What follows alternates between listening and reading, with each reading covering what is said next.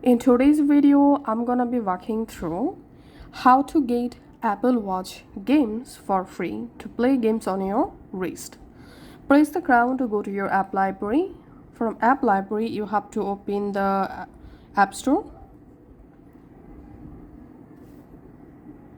In App Store, tap on this search icon and type here free games.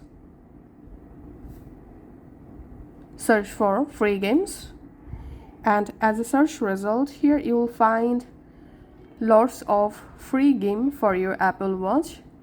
You can just go ahead and download any of the free game. So in my case, I'm just downloading this snack game, for example.